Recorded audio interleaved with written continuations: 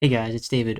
Before the show starts, I just wanted to say that for the first couple minutes, there were some audio issues on my end, so my audio might sound a little bit like echoey and strange, but just bear with me and enjoy the show. So, welcome everybody to the Fuel Cat Podcast. We are back again. This time we're talking to Anthony Caruso from Ant's Car Reviews. So, why don't you tell us a little bit about yourself? Yeah, so my name's Anthony Caruso. I'm from Central New Jersey, just like yourself. Mm-hmm.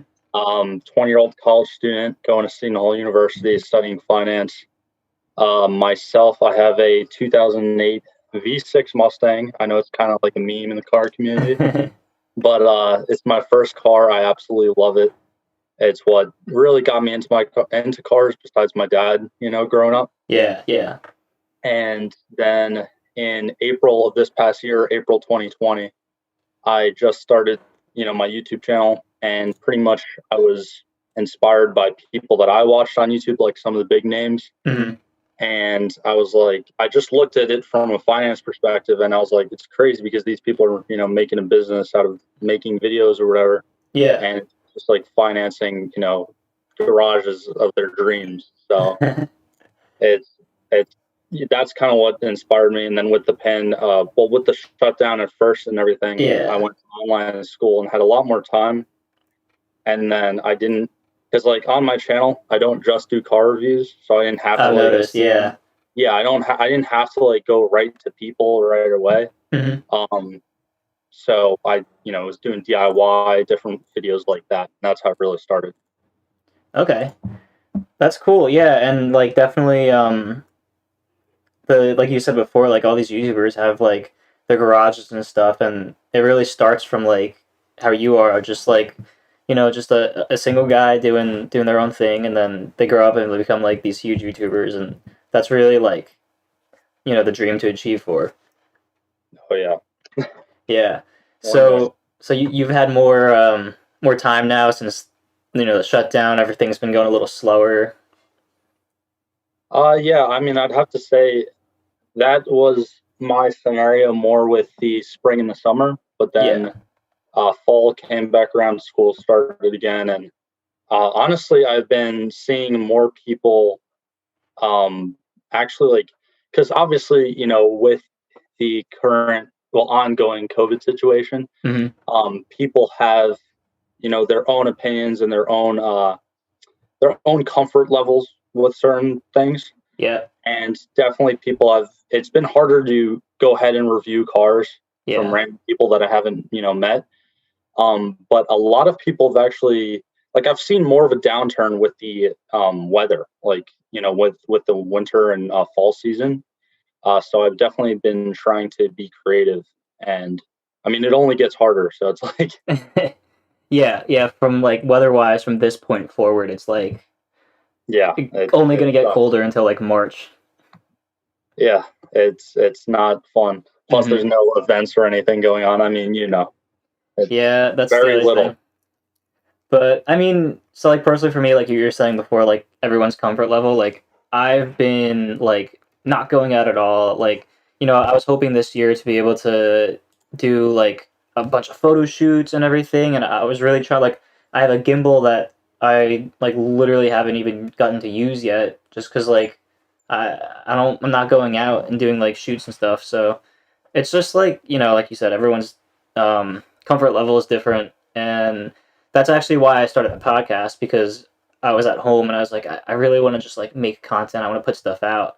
So here I am now talking to you because of the pandemic. So that's like there's upsides and downsides and all, but Yeah, of course. You always have to adapt. exactly, yeah. So I took a quick look at your YouTube channel, and you got some. I love like the variety of cars that you have, because you don't do like Thank you. just one car.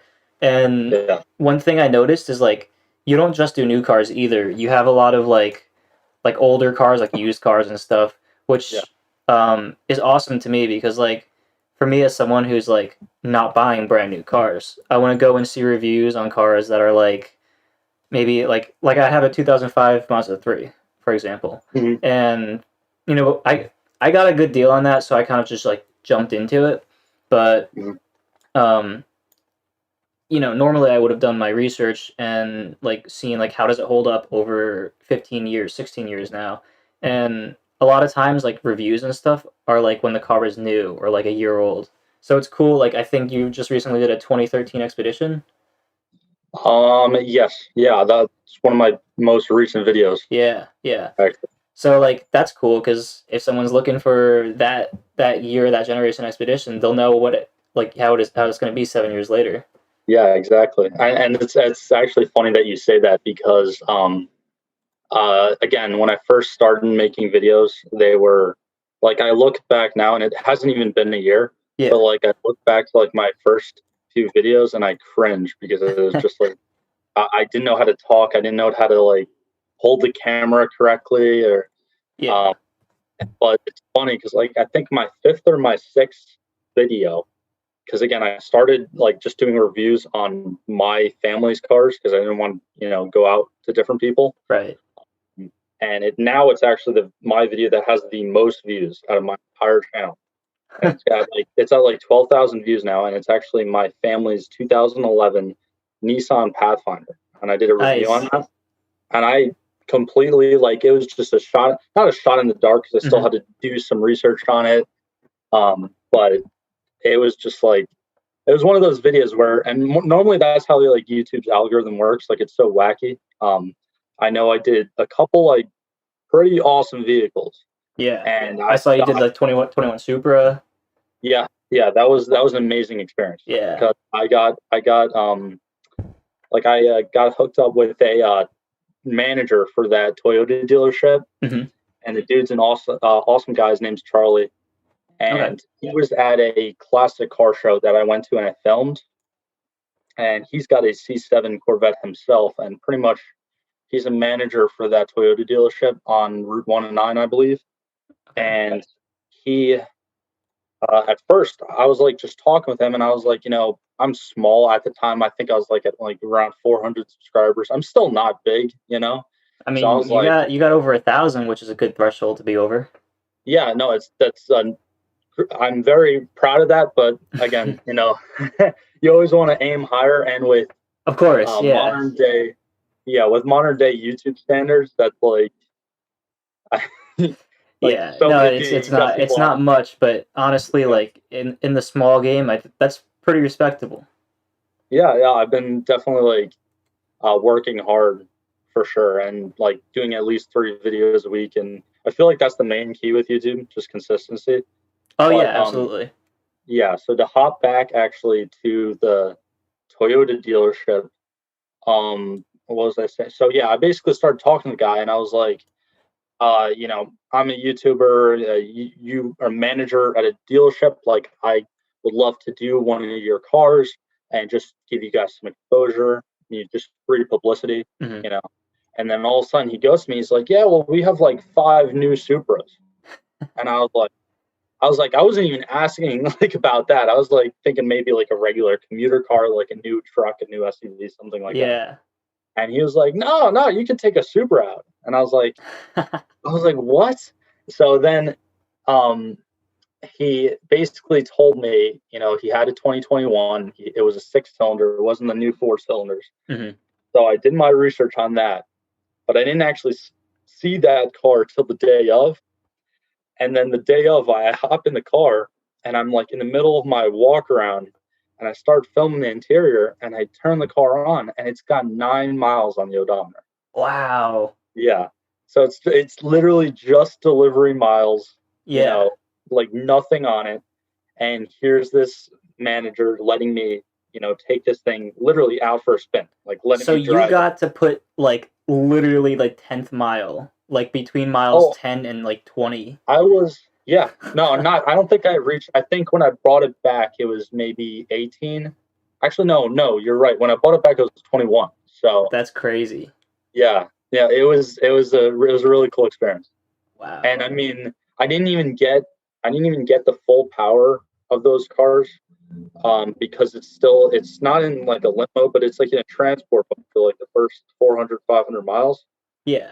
Kind of like the new C8 Vets. Hmm. And so I didn't even get like the full rev limiter. Not like I was gonna bang the thing on the rev limiter, of course, Yeah, yeah. but I didn't even get like the full power range with it. But it was still just such a sick experience. Oh yeah, I'm sure. Because like especially like having only 9 miles on it, like the fact that you're probably like one of the first people, like you're probably within the like first like 5 to like 7 people who like sat and drove If the that, car. yeah, if that, Maybe even less. yeah.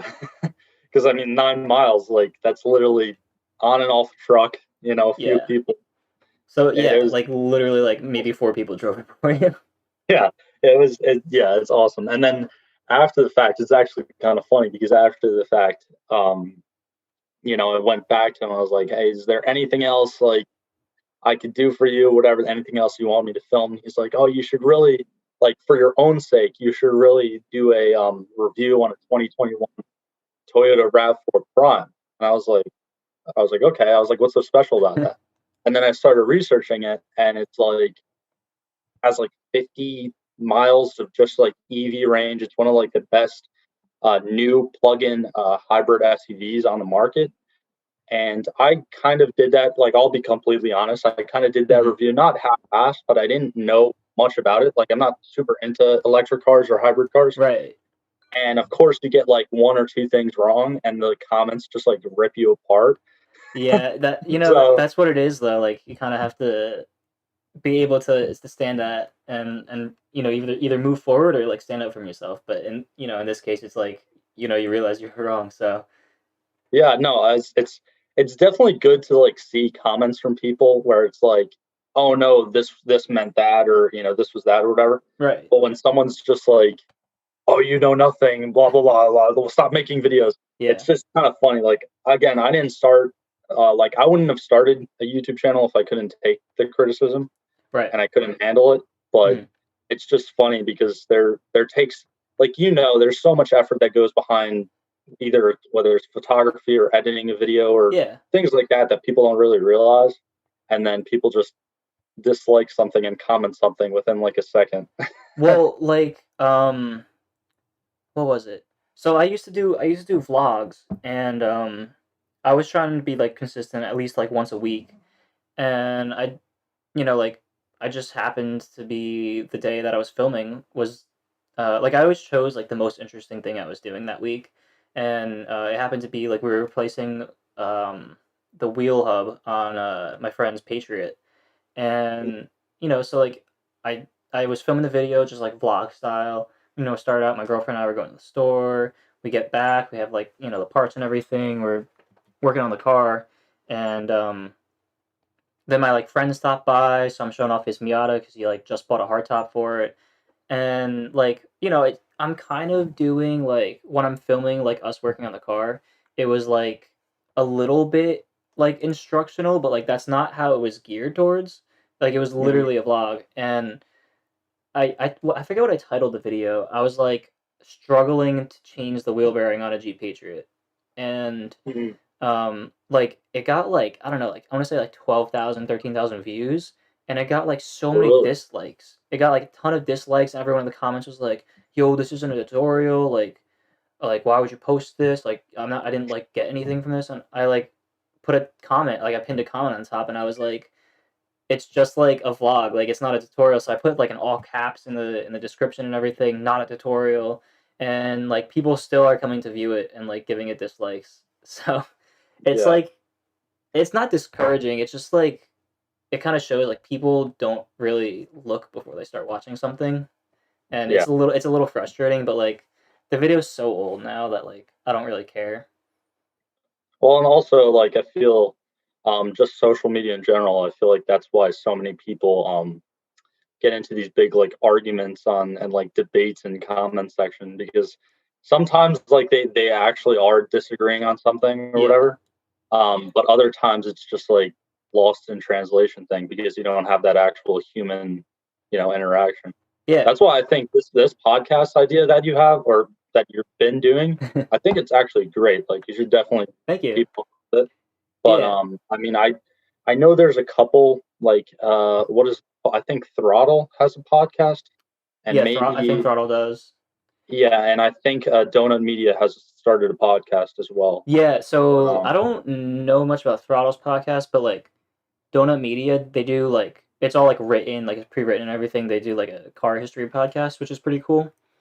But my goal with this is basically to like capture like the essence of the car community and by like talking to people who are involved like in the automotive lifestyle or like involved in the automotive culture because like I feel like a lot of times like the car community is like misrepresented. So like take like Full Send for example, because oh yeah, that's a ongoing thing in the community, and like like all people see on the news is hundreds of cars taking over location, doing burnouts and stuff, and like I kind of want to be able to show that like that's not the car community. The car community is like a group of people like you and me and like other guests I've had on in the past who like really just want to like make a career out of it or even just like as a hobby. And it's it's not just show up to a place and do burnouts. oh yeah. I mean, and it's crazy too because like 80%, at least probably 80% of the people that go to those things, they don't know, you know, anything about cars, or they're not really into cars. They just do it for like social media clout or something. Yeah. And I mean, yeah, with what happened, I believe in the past summer or the fall, whenever. I think it was like early fall. Yeah, well, I'm talking, and I was gonna say when because I'm pretty sure a couple people actually died at Yeah, one of their yeah, things, yeah.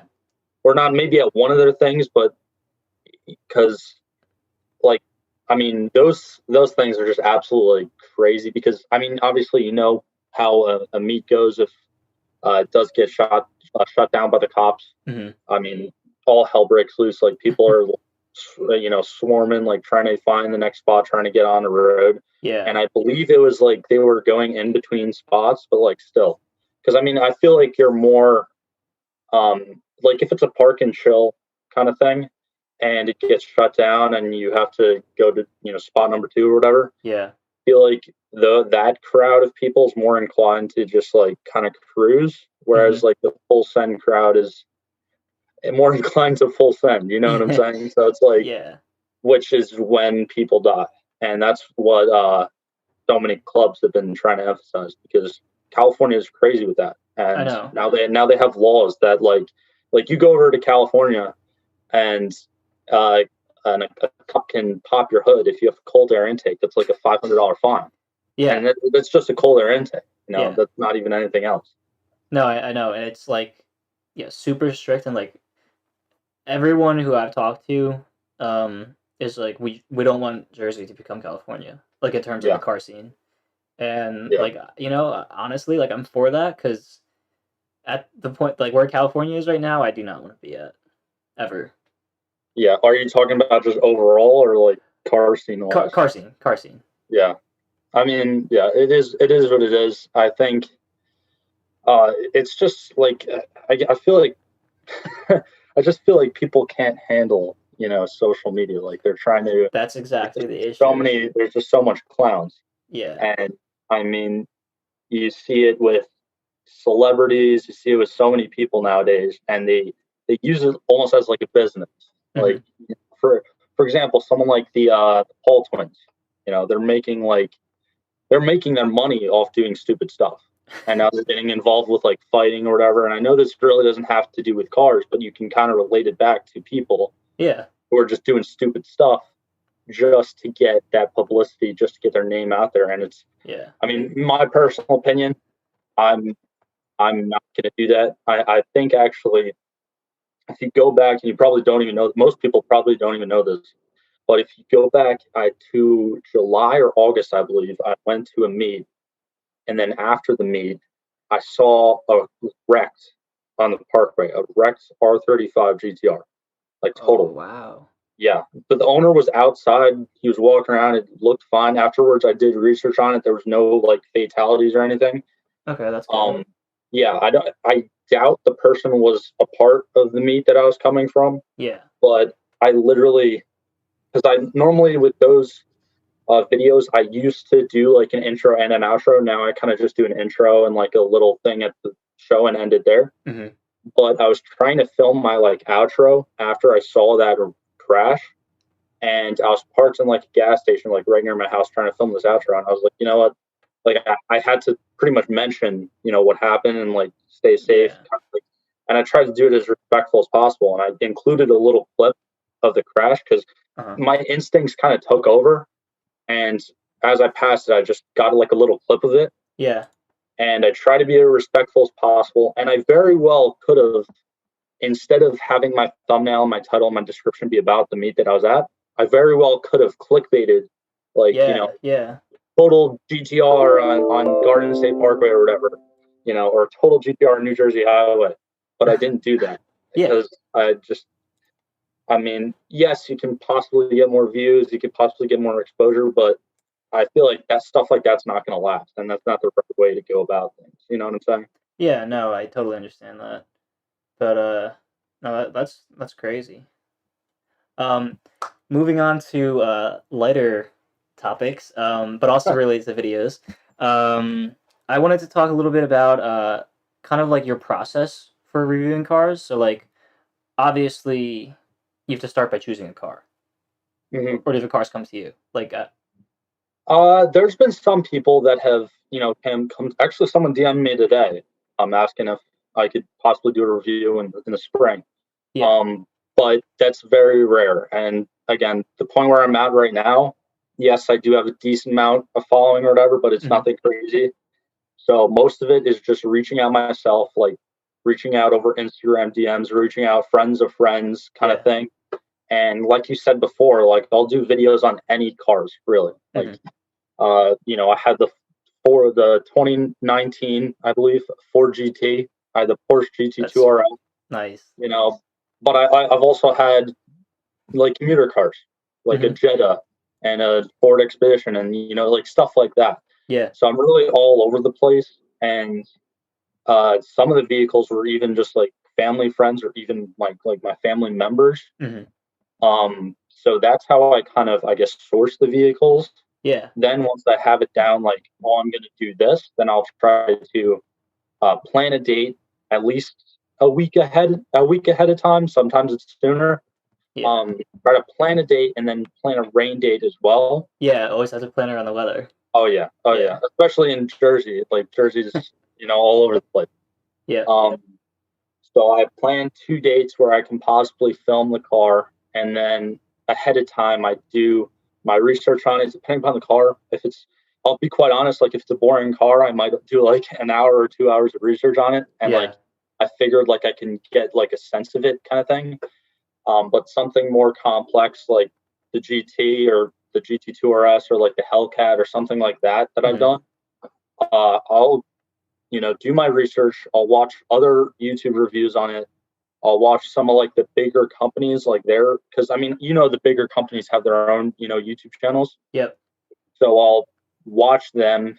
I'll kind of like not plagiarize or anything, but I'll take that information and kind of just resource it into my review and then put my own spin Yeah. on We learned that in high school. it. Exactly. Exactly. Yeah. Exactly. I mean, there's only so much, especially if it's not a new vehicle. Yeah. There's so much information out there. I mean, you're gonna copy someone whether you want to or not, pretty Yeah. much, or you're gonna Exactly. resource something if you're gonna do it on purpose or not. So Hmm. But like the cool thing about reviewing cars, especially like for you, like reaching out and getting creative with like how you source your cars. The good thing about that is that like if you're creative enough, like you'll never run out of cars, or if you're not afraid to like just reach out to people, which like yeah, for me, like that's something that I would feel like uncomfortable with. Like I would not like I would feel like weird if I went on Instagram, I saw someone's car that I liked or that I went to review, and I was like, "Hey, could I like drive your car and like film it and borrow it for like a couple hours?" Like I would feel so weird doing that. So it's cool that yeah, like you're able to do that. yeah. I mean, I don't.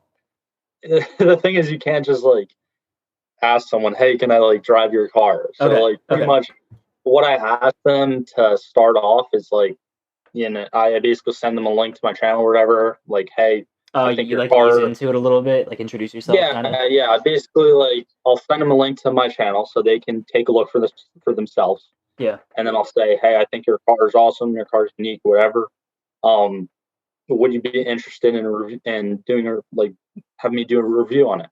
Hmm. And they say sure, then sure, we'll set something up. If they're like, oh yeah, I'd love to have it on your channel, but I don't want you to drive it, then that's fine too. Because there's That been happens sometimes. yeah, that's happened. One of the most notable is the Ford GT. I was not able to drive that.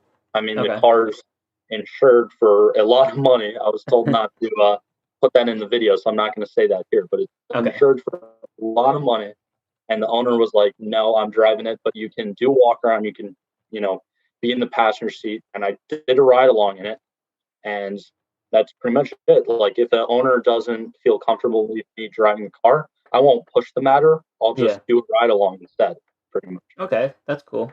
And yeah, I mean, doing a ride along, you can still get a good sense for kind of how it drives and handles and stuff.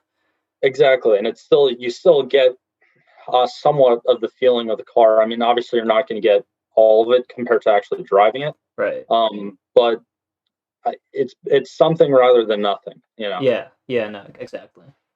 And that so like going with that, like to review a car, like you kind of have to like externalize it. Like you have to know how to like form your thoughts, like take it from your brain and then like express it so it's like understandable. Which is Mhm. like it's funny because like I do a podcast and like I make content, but like I feel like I'm so bad with that. Like I like kind of like internalize all my thoughts and then I like struggle to like let's say like I'm just like talking about um like even my car and it's like in my brain it's like I know all these things about it that like I love and then like I go to say it I'm just like yeah it's cool it's like not that slow because it's not fast so I never say my car is definitely not fast and I feel like I get caught up on that and like I'm like well it's not like slow but it's not fast and it's just like I feel like it becomes awkward so like I feel like it takes a skill to properly relay like information and kind of what you're perceiving.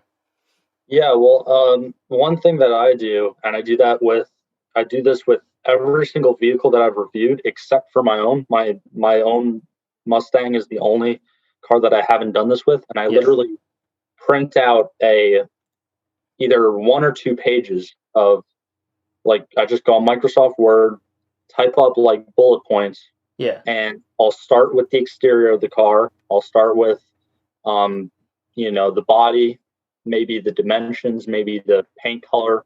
And then from there, I might talk about the wheels and the tire setup on it. Yeah. If it's factory, I'll still talk about it.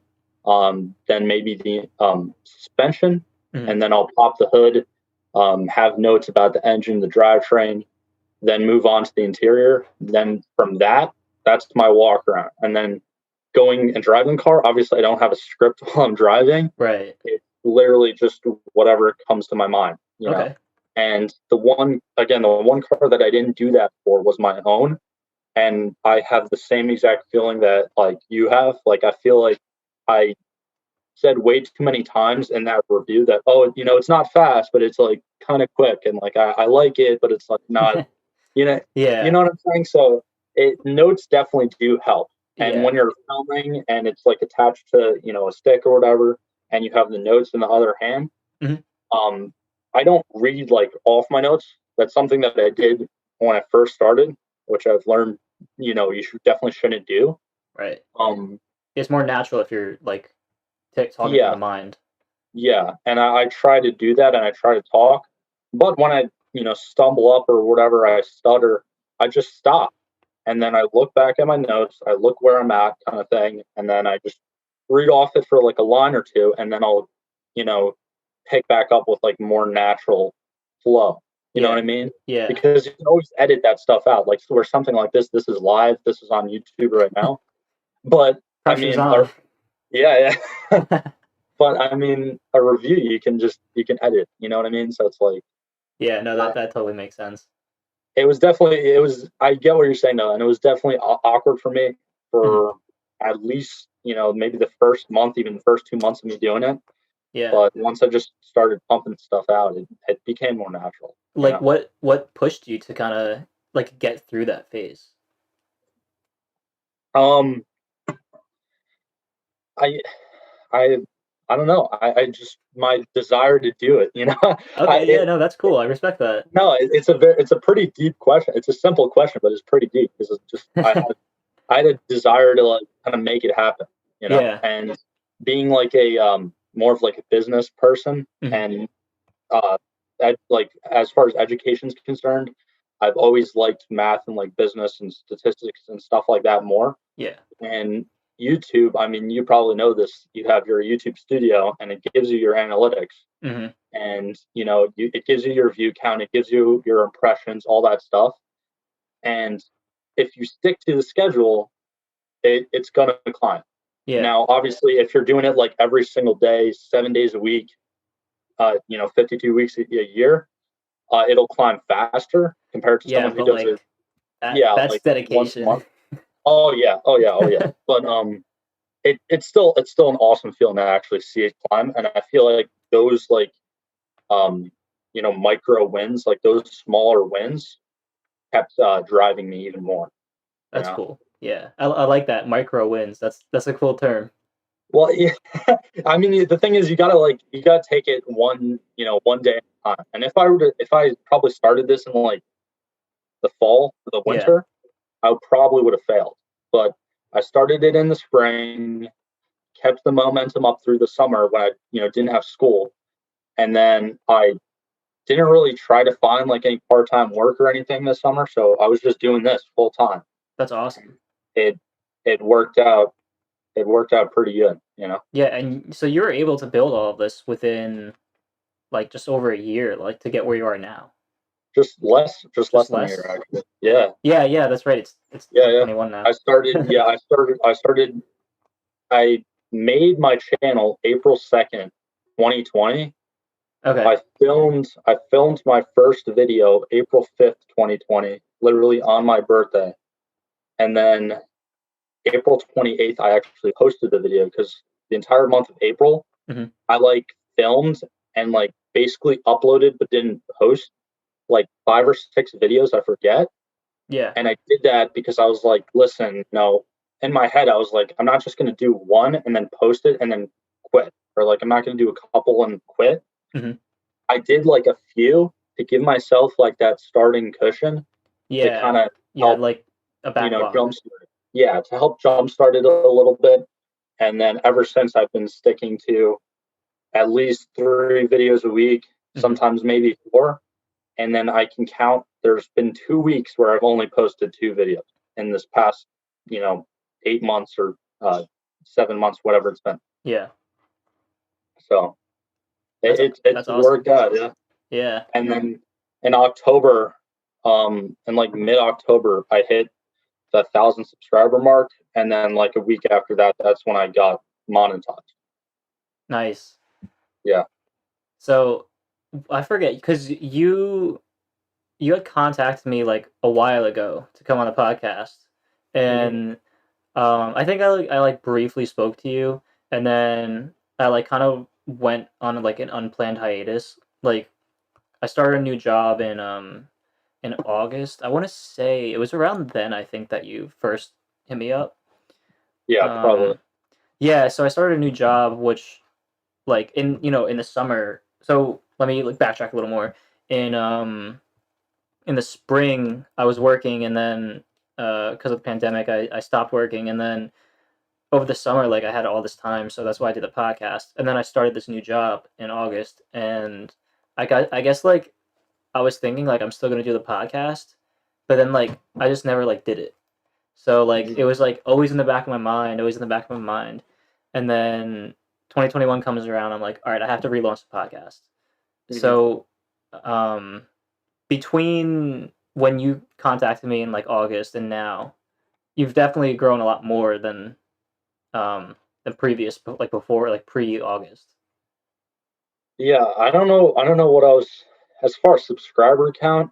I don't know what I was at in August. Yeah. Maybe 400.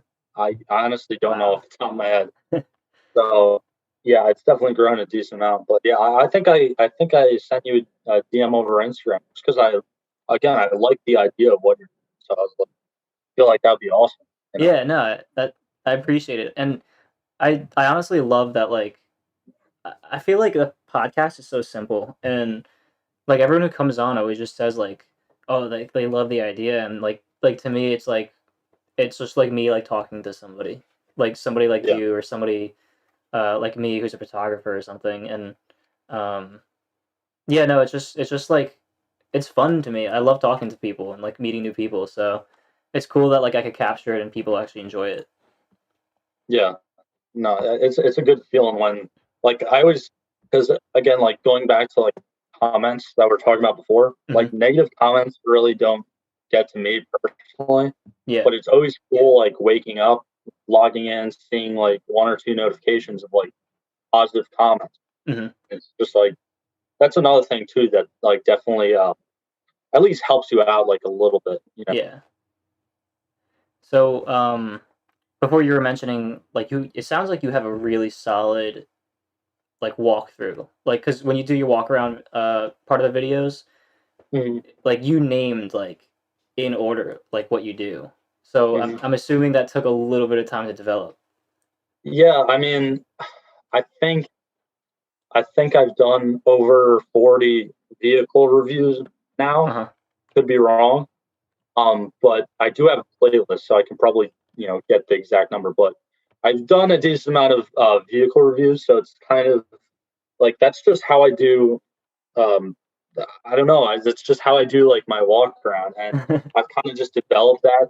I'd probably have to say that it started becoming like second nature, like right around like maybe late fall, where I was just not even like step one, step two, step three, step Yeah. four. And I mean, the thing is like with reviewing, um, it's definitely, it's a balancing act because me being a car guy and I'm not a, mechanic or anything, but I do know certain intricate workings of vehicles. Hmm. So when I see something unique on, uh, for example, like the Porsche GT2 RS, Yeah. that thing is all function. Like it's not like the form follows the function with that thing. It's a street legal track car.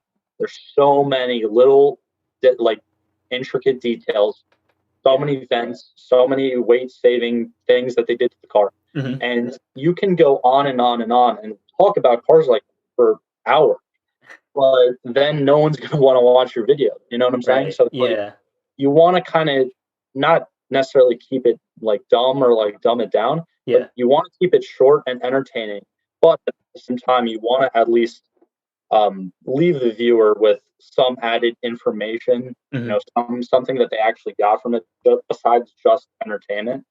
So it's definitely a balancing act with reviews, but it's also the same with DIY reviews. It's like again, like you said, I mean, I know you were just doing a vlog, but when you set out to actually do a tutorial, like those are probably the hardest views that I've personally, because I'm trying to do work, I'm trying to film, make sure it's at like a good angle, make sure the lighting's good, make sure it can pick up my voice. Yeah. Just I mean, like when you're working on a car and something breaks and it just makes the job 10 times harder. No, I know.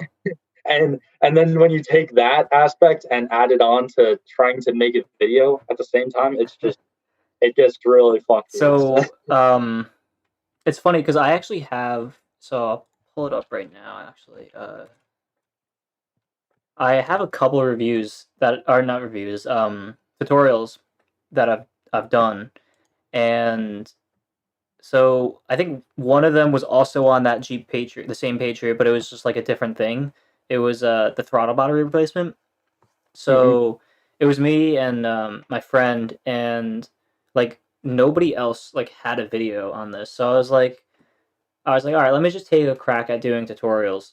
So like I like didn't really like I didn't do research on like how to do it, like because I have a background in working on cars, so I was just like I'm just gonna go do it, and I had like no structure planned or anything, and it was just me and my friend. I had him like help me film and whatever, and I just filmed this video, super like informal, like you watch Chris Fix and like you're watching a tutorial. Like he's like, all right, here's what we're gonna do. These are the tools you need. and like he's very thorough like that, and like this was like just I feel like thrown together, and that video ended up right now it has 33,000 views, and like it gets like a lot of comments, like people asking questions. Damn, Um, yeah, I know. that's crazy. Yeah, and I was When like, did you maybe post I it? what?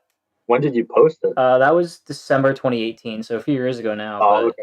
yeah, Yeah. yeah, I do feel as though maybe like your success on that one video um might have literally been like what you said, yeah, like no one else had a video on it because and the thing is like YouTube's market or I don't want to say market, but YouTube's audience is so huge and worldwide that anything that's not like tapped already, like anything that's untapped, hmm if you put a video out on it, it's going to get insane amount of exposure because it's probably going to rank up on search. It's probably going to rank up on recommended or like people are actually going to see it. yeah. That's true. Whereas like I did another example of that. Like I did a review on my buddy's car, and he got a. It's actually in great condition for the year that it is, but Uh-huh. it's a 1984 Oldsmobile Delta 88, Okay. and I mean the car is cool. Like it's definitely cool. I loved driving it because it was like a classic like cruiser.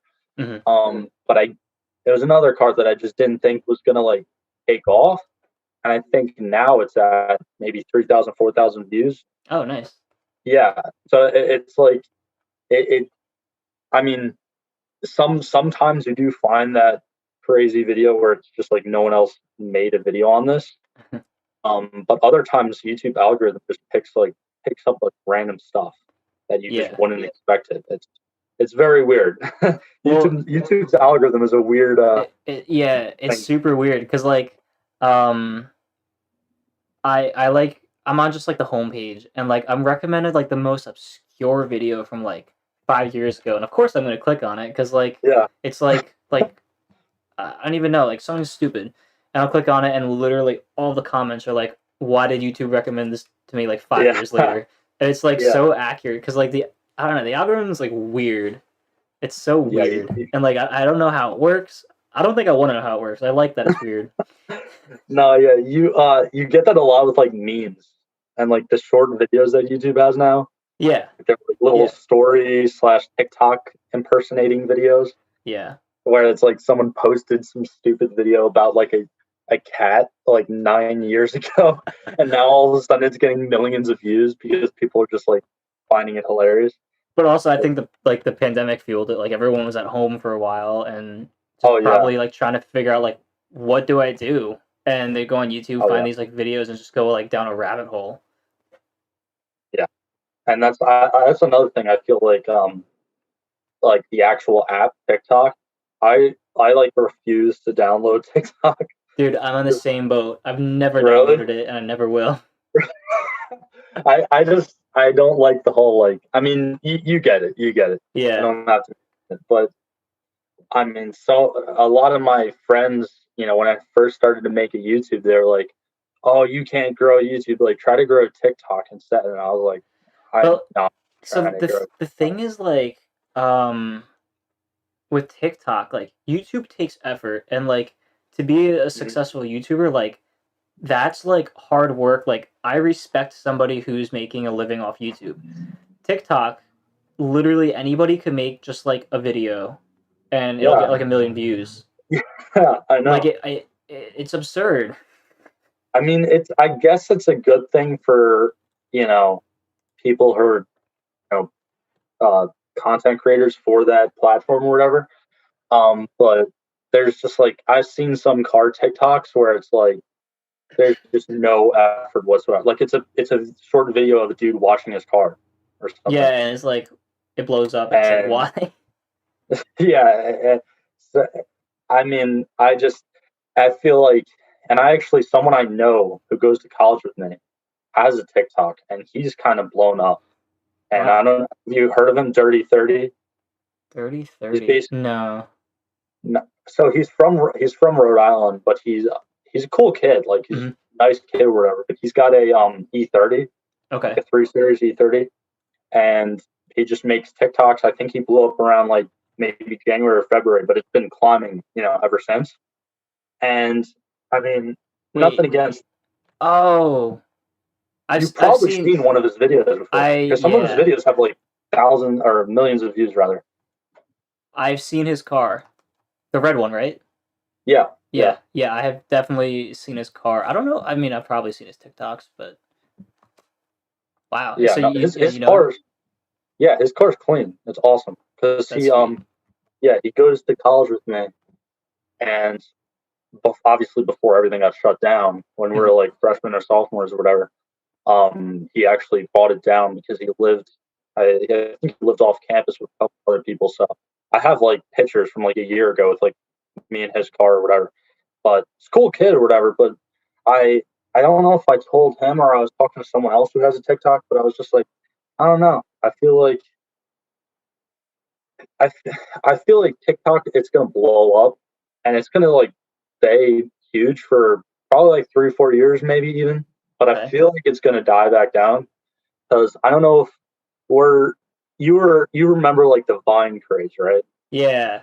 Yeah. So me personally, like in my own opinion, and I'm no like social media analyzer or anything like that, Hmm. but I feel like this is kind of what TikTok is, like, or what at least what it's imitating. Yeah. I Oh no, could be absolutely. completely wrong. I could Well, be completely like the wrong. difference with like TikTok and Vine, like TikTok in a way replaced like the void that Vine like leaving left in everyone's hearts. Because like I feel like Vine like was so like loved because like the funniest stuff would just go viral and it was like 7 seconds long and like everybody knew like that one that like if you go on like Twitter like you'll see there's like pages that are just like famous vines and like everybody's seen all of them. But like TikTok Oh yeah, is like fills that void a little bit, but then it goes like a little farther and it's like it somehow it makes it easy for everybody to have like their thing go viral, but then it's so saturated that like someone could have a million views on their thing and then nobody I know has even seen it. Like nobody I know yeah, personally has seen it. So like yeah, it's almost like too big, I feel like, if that yeah. makes I sense. feel, I get exactly what you're saying, and that's why when I was doing research on YouTube before I started my channel, Hmm. YouTube was actually the same way. I mean, obviously the audience is still huge; it's worldwide, Yeah. it's everywhere. But YouTube was the same way until around like 2015, 2016, maybe even 2017, where they had like a huge like YouTube purge. I don't know if you heard of that. So it's pretty much, from my understanding, it's pretty much when YouTube as a company, um, basically they like knocked down people's subscriber count, they knocked down people's views, like their view counts, Okay. they knocked down like likes, different things like that. And one thing that I found with YouTube is even like my own like family members, when I first started and I was getting like nothing on my new videos, they would, create accounts. Like if they didn't have a YouTube account, Yeah. one of my family members would create a YouTube account, and then they'd like my video, but then it wouldn't show up like on my video. And Okay. then maybe a couple days later, the like would be like reinstated, like it would be put back there. Yeah. But I feel like YouTube has definitely cracked down on that because obviously YouTubers who are monetized get paid on the views, and YouTube or Google as a company doesn't just want to like give out money to people. And Okay. yeah, you know what I'm saying. So there's Yeah. not. Yeah. It's maybe not entirely bots, but there might be people with inactive accounts that maybe they had when they were in like middle school or like elementary school even, Yeah. and now they're in their late teens, early 20s, or even older, and they're using a different account. You know what Hmm. I'm saying? Yeah. So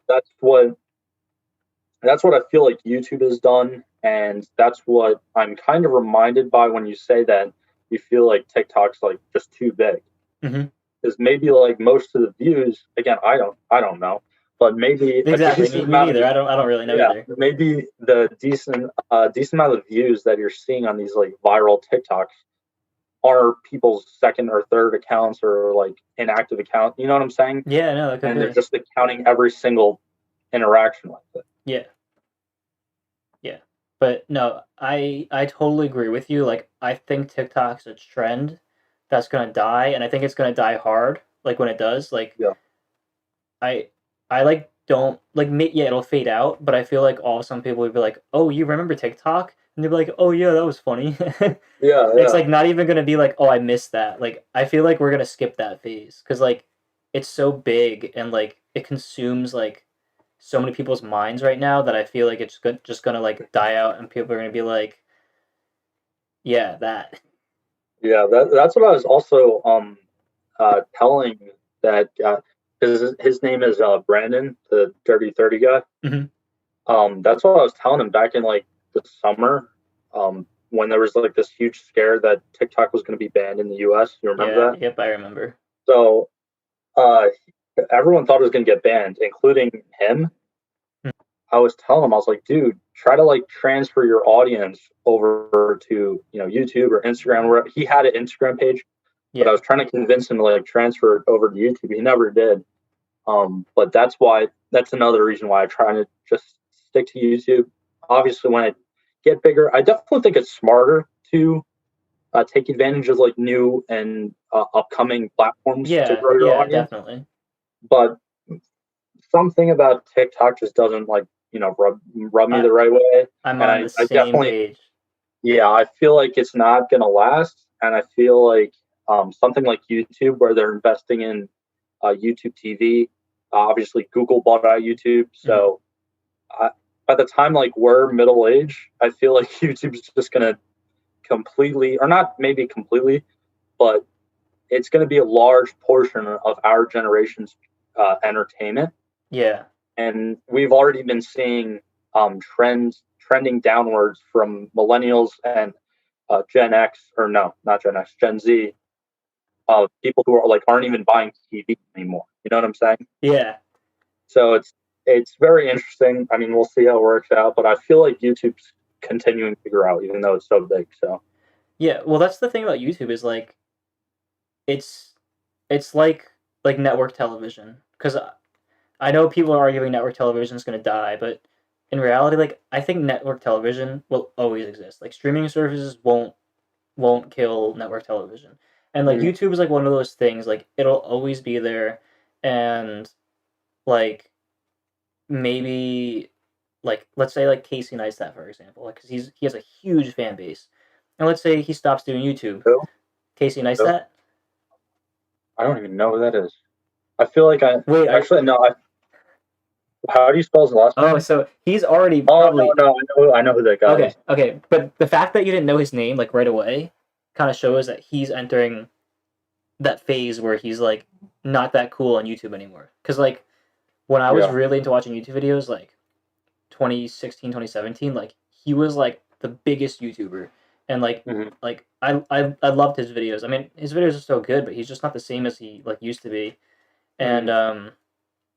so maybe that was a bad example, but what I was gonna say is like, you know, No, someone like I him, get what you're saying though. I get yeah, what like you're saying. someone like him is gonna die out, but then it's not gonna be like all of his fans are gonna stop watching YouTube. Like, there's always gonna be someone new. Like, there's tons of new and up and coming like content creators that like you might think like, oh, YouTube has like all these big YouTubers. I don't stand a chance, but like in reality, like you know, people fade out and other people will come and replace them.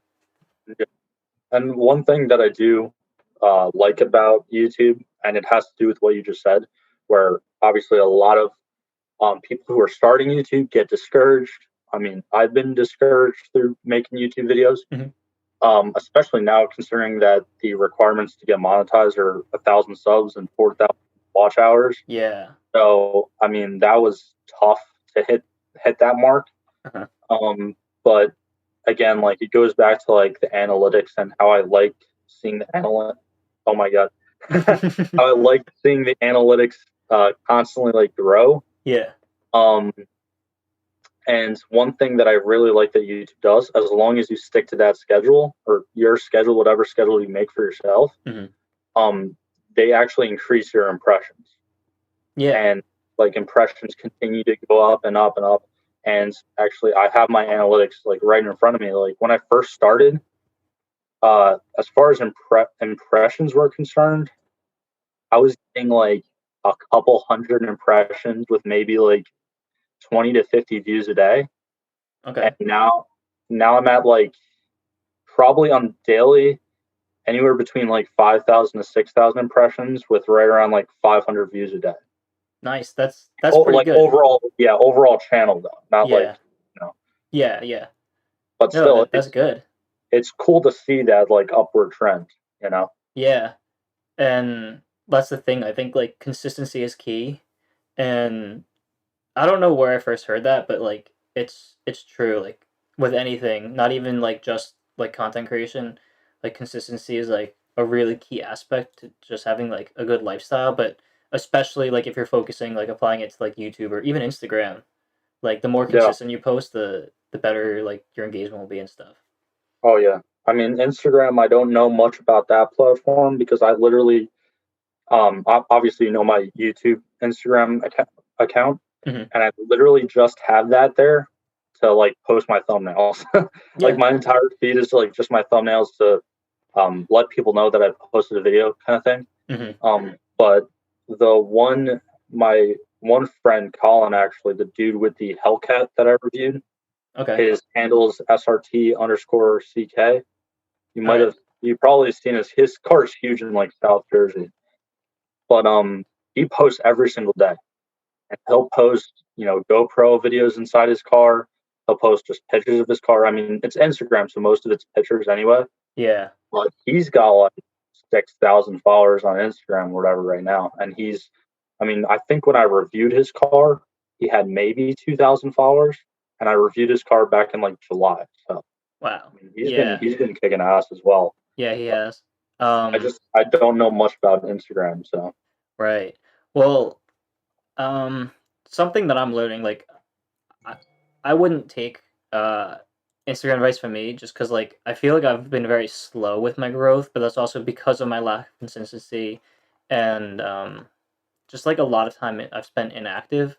But like one thing that I was like really focused on for like I've had like this Instagram page I've had for a couple years. Like it was a car photography page, and then it was like 2 years ago now that I turned it into Ethanol feed and started like taking it serious. But even then, I was like really focused on like only posting like real like not real I don't want to say really good, but like only posting on like the pictures that I thought were good enough to like be mhm. posted like of like cars that I've shot.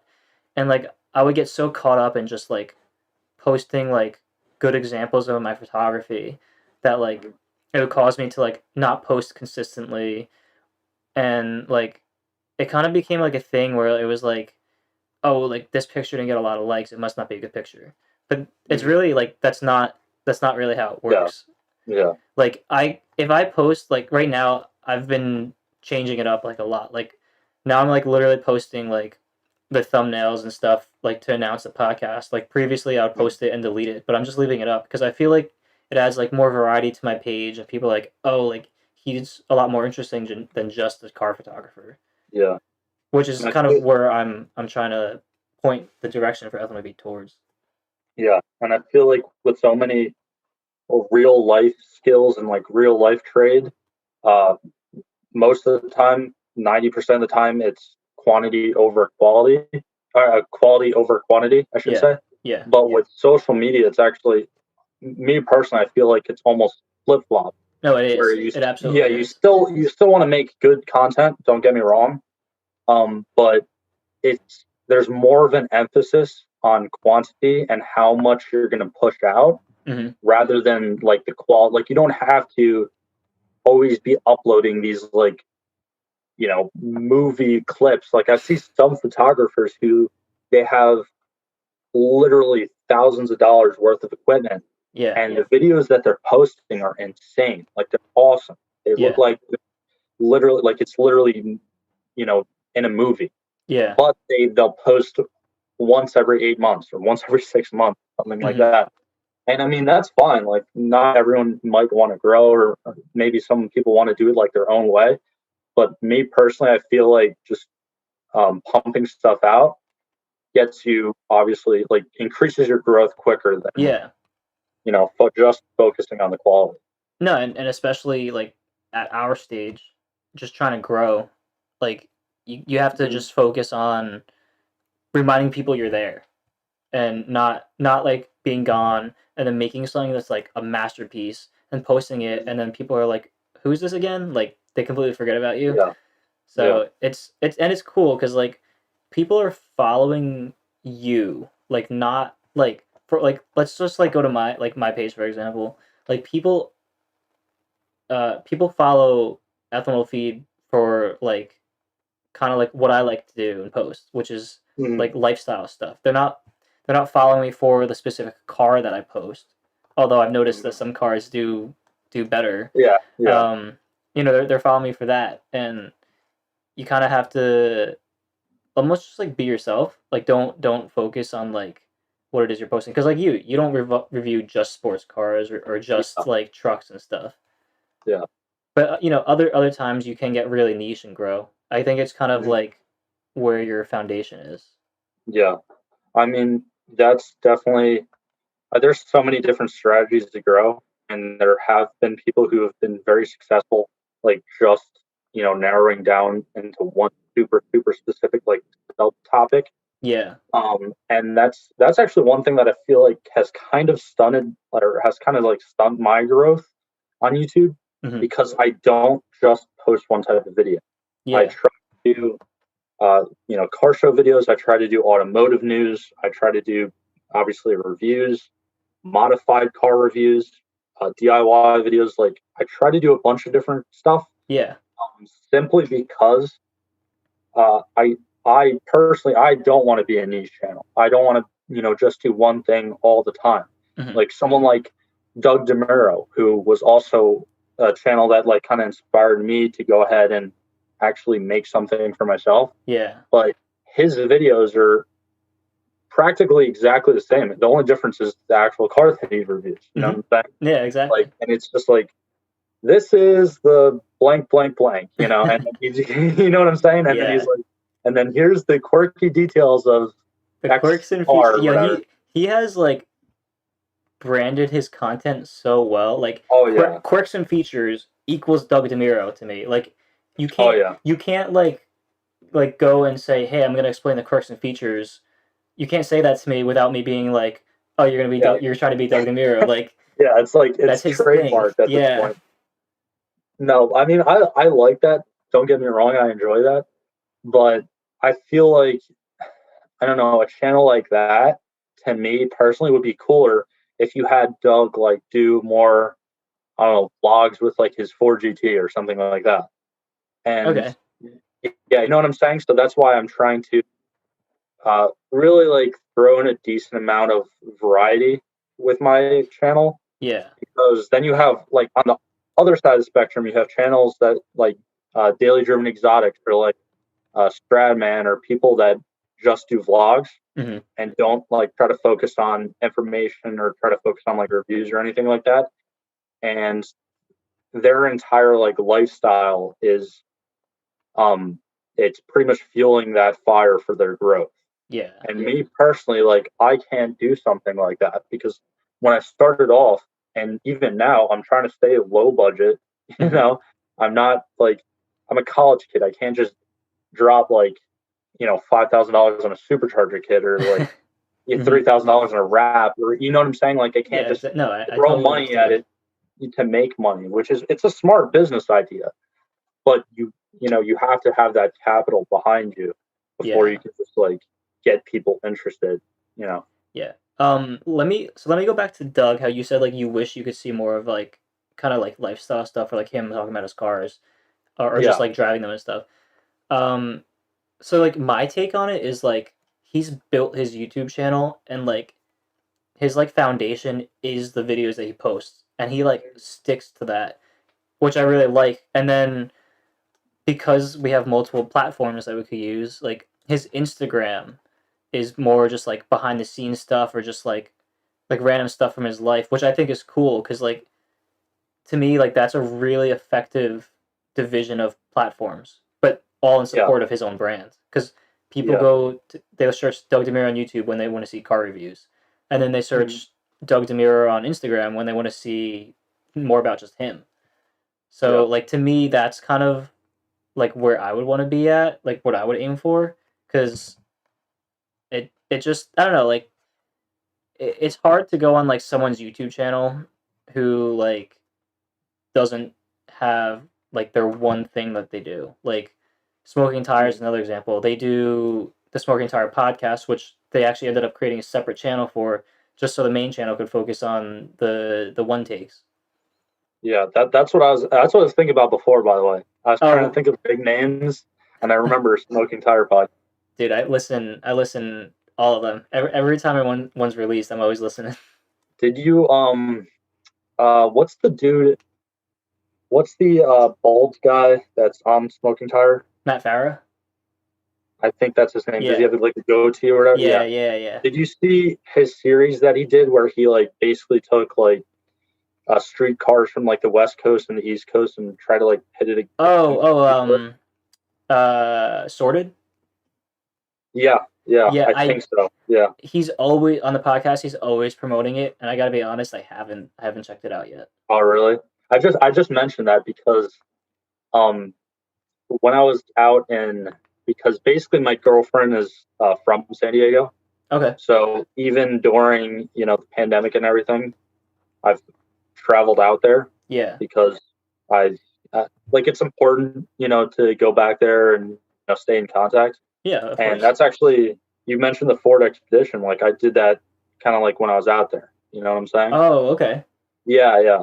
That's why everything's sunny and there's palm trees. I was like wondering, like, oh, this must be like from like backlog or something, like, No, no, no. I was out there, and then in July I was out there as well, and I met this dude with a R33 Skyline, so I filmed his car too. Nice. And yeah, it's not a GTR, it's a regular GTST. Okay. But that was another car that it wasn't insured at the time, or it wasn't registered at the time. Okay. So really, we weren't even supposed to have it on the road. But he drove it, a couple times around the block with me, the passenger seat, and his buddy, John, I forgot his last name, but he has a blue Mark IV Supra that's making like 850 to the wheel, I believe. It could be more, it could be less. But Okay. he was on that the sorted thing or whatever. Oh, no way. Yeah, he was on it. That's why I mentioned that. Wait. Because I wasn't really into, the Smoking Tire, and then I saw him on it, and then I started checking out the channel more, Does his car like rev like super high? Like, does it go to like 10,000? I mean, it's a Supra. So. Okay, all right, fair point. I don't know. I don't think 10,000. Okay, because there was a car that Matt Farah was like talking about on the podcast, and he was like, "Yeah, the owner told me like rev it all the way up to 10,000." And he was like, "Really? Are you sure?" And the owner of the car was like, "Yeah, and I think it was a Supra that had like some like crazy. I mean, all the cars had crazy horsepower." Yeah. But then he was like, he was going down the road and just like peeling, like doing a burnout in like third or fourth gear, just like all the way down the road at 100 miles an hour. That sounds like the owner. Like the owner's like kind of he like beats on his cars, but Wow.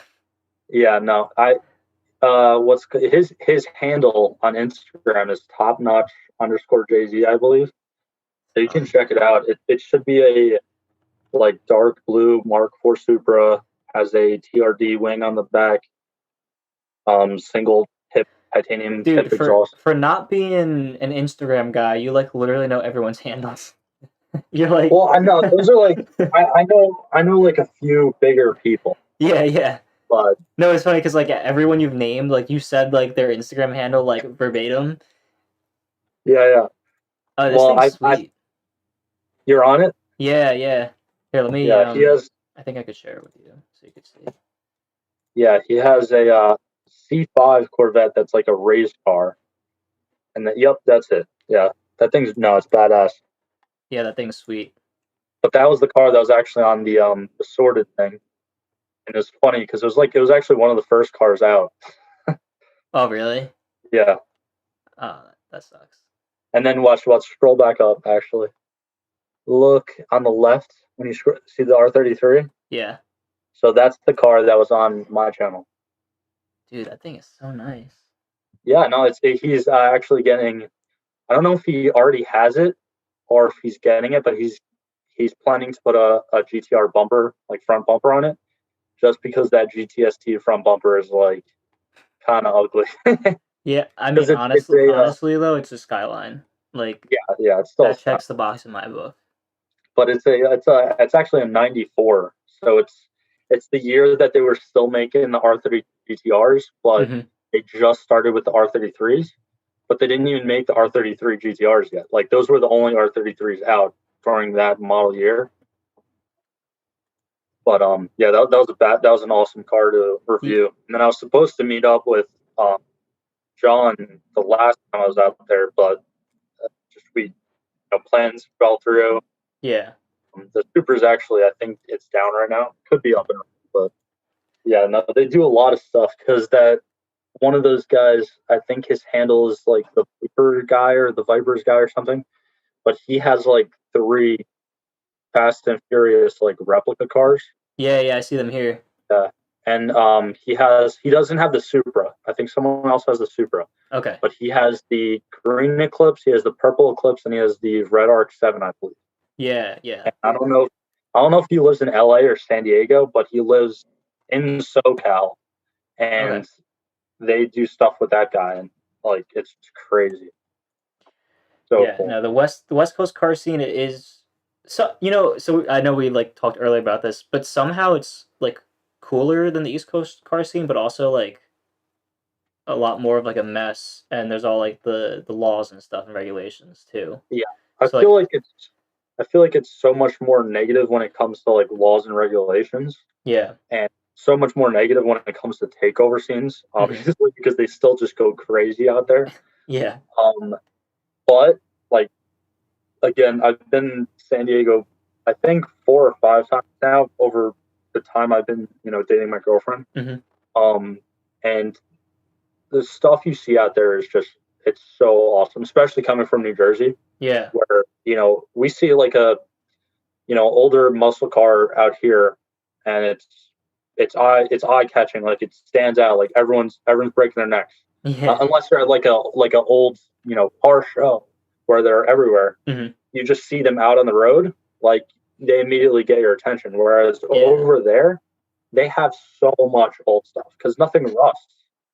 No, Yeah, it's that's true. crazy. Like nothing rusts, That's true. and um, it's so funny because it's so cliche, but like some of their beach towns and surf towns out there, Volkswagen Bugs and Volkswagen buses everywhere. No way. Yeah, and it's really cool because I kind of like the like I'm not a big VW guy, but Yeah. I think those cars are awesome, and they're just cool cars. No, yeah, yeah. They're And just awesome. it's funny because like when you see like the little Beetles over here, like at a car meet, like the old ones, they're always just like they embrace like the patina like rust bucket look Mm, because like that's like all you could find here, or like yeah, it's hard to keep a car like in very very like clean like no like rust free condition. yeah. This past summer, I think I saw like maybe like two or three like clean old Beetles here Hmm. on the East Coast, and immediately they have the entire crowd's attention. Because Yeah. it's so rare, Hmm. and you look at the prices too. Like over here, probably to get a clean one. I mean, I don't know off the top of my head. I'm really not looking for one, but Yeah. you're probably paying like $25,000 for like a clean one. Yeah. Whereas out, Yeah, where you don't have to yeah, touch whereas like anything or anything like that. out there, it's more around the realm of like 10 to 15,000. Yeah. Again, I there's obviously outliers, but Hmm. I'm being very general. Yeah. Whereas you can go out there and find them everywhere. Over here, they're a dime a dozen. Yeah.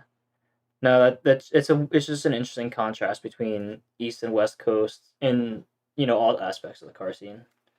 Mhm. And even just culture in general, it runs deeper. Yeah. Yeah, but I Um. mean, it's cool being out there, but Yeah. it's definitely like it's so much different than here. Yeah. So, is there we're coming up on. I was saying I want to try to keep it under an hour, and we're at an hour 17 right now. So it's probably time to start wrapping up. But All right, Is there anything that you wanted to talk about, ask me before we leave? No, and I just wanted to thank you for letting me come on this podcast. Letting us kind of talk about multiple different automotive topics over the past hour or so. Yeah. And if any of your viewers want to subscribe, Ants Car Reviews on YouTube, Ants.car reviews on Instagram. Mm-hmm. And yeah, that's pretty much it. Thank you. All right. Yeah, you're welcome.